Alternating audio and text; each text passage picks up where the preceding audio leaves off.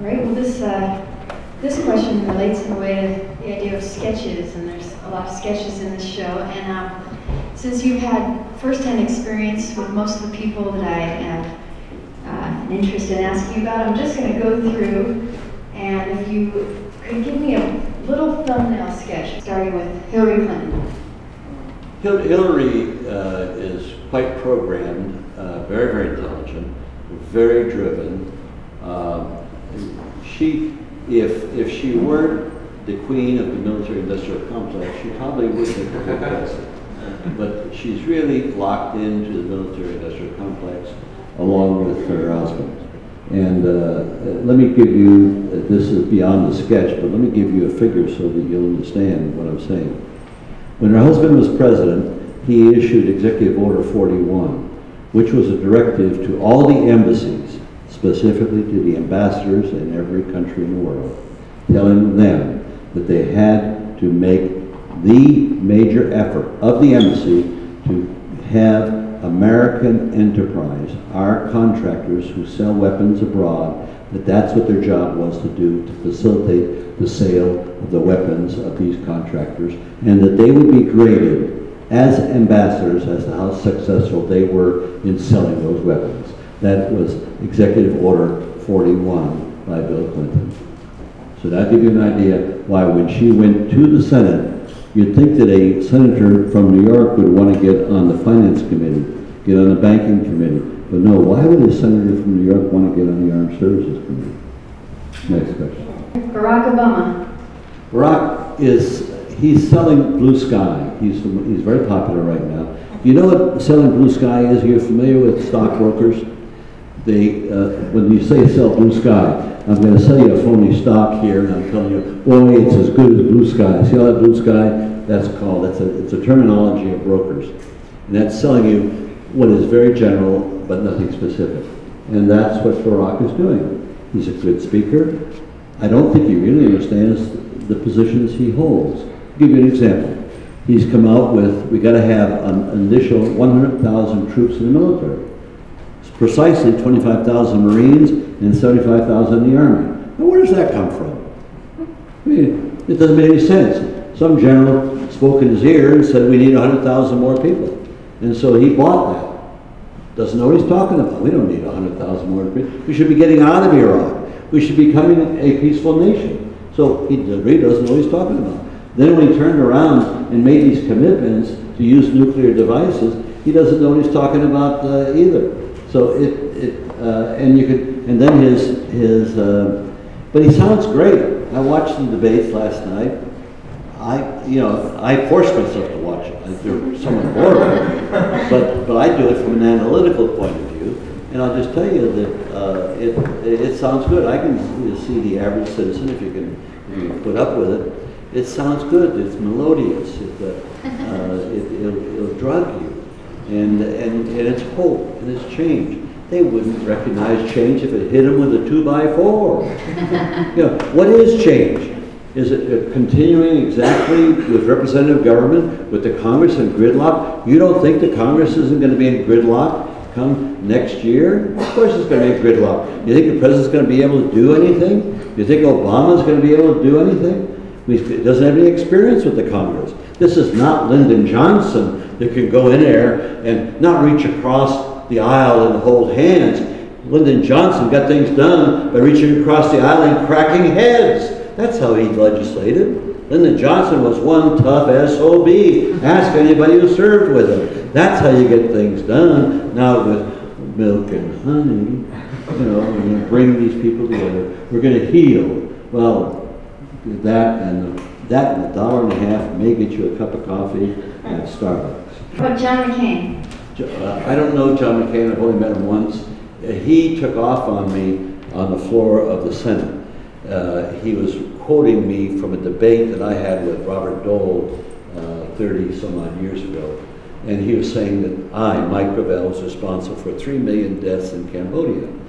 And he kept saying, and I've seen this movie before.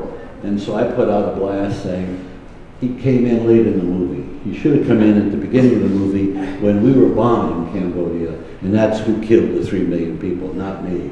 I was trying to end the killing. So, no, but I think he's, and I'll probably get a chance to say this, I think he's a little not stable.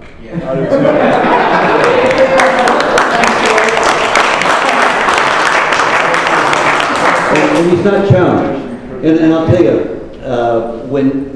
there's a trait, you may not recognize this, you have to be a legislator to really get the nuance of this. What he would do, his style was, he'd come on the floor, and he would spot something in the legislation, oh, the boondoggle, oh God, it's easy to spot the boondoggles are all over. Oh, and he'd make a little speech about it, and then he'd leave. That's it. Wouldn't fight. He never filibustered, never really dug in to solve or address a problem. Not once. Now what is that? That's a show horse. That's just a guy who just wants to get effect. Now why does he not do that? Because when you do that, you alienate your peers. Because if you fight against something that this guy wants, you're going to piss him off. And then you're going to do that to the next guy, and the next guy. And before you know it, you're going to have a situation like I had when I was senator, and that was that they didn't like me, but they sure were afraid of me. Because I would take them on. And that's if you want results. But if you want to go there and be a jolly, hail fellow well met, next. Mike Huckabee. Huckabee, I just met him the other day in Florida. And we have one thing in common, we're both for the fair tax. I have a problem with his level of religiosity. And personally, very deeply, when he said that, in order to be free, you got to have religion, I just don't buy that.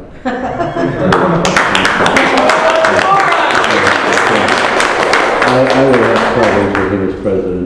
I hope the American people have learned the lesson that having a God-fearing person as president who gets his directions from God, we've had enough of George Bush and God leading him around by the nose. What we need is a secular president who values human beings and human life and values love as a criteria to lead the country and courage to empower people so that they can implement their virtues. That's what I think leadership should be. Not waiting for somebody to anoint you and put the light on your forehead to lead. No, what we need to do is to realize that we are all the same as human beings, regardless of who we are and where we are. What we want is we want love. We want to love each other. We want to love our children. We want the best for ourselves, and that's what we need. And what we need, and that leads me into gay marriage, in case you don't bring it up. I have no problems with gay marriage. It's a secular term. It's been with us from the beginning of society. There's nothing wrong with two human beings, but that's all it is. Marriage is a commitment of two human beings in love. Whether they're both male or female, or male and female, makes no never mind. What we need is just more love. That's what we need, more love.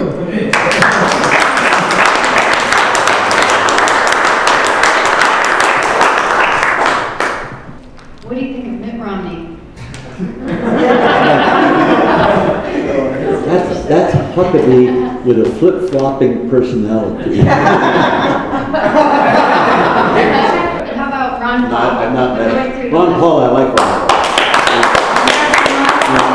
Ron Paul, I like Ron. He refuses to get into an intellectual discussion with me. I'd like to, because I think there are many facets of libertarianism that are worth discussing. I'm not a libertarian purist. I part company with Ron Paul on the gay issues and on a few other issues. But as a person, he wants to end the war. Let me make the, well, you're going to bring up Kucinich. I like Kucinich too. Can you do that right now? Okay, let me just talk to both of them. What's the difference between Ron Paul, Kucinich, and myself? We're all against the war. Being against the Iraq war is easy. It doesn't sound that, but it is easy.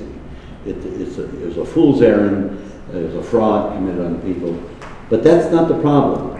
The problem is to recognize what's the solution. And the solution is not ending the war. That's easy. We can do that. It's what caused the war. And that's the military-industrial complex. And so Dennis touches that. Ron touches that. But what is the solution? They don't have a solution. And I've got to tell you, and I don't say this boastfully, that I have the only solution since the founding of the country. That is, you are the solution. You are the solution. There's no way representative government is going to solve this problem. It's the people that are going to solve this problem.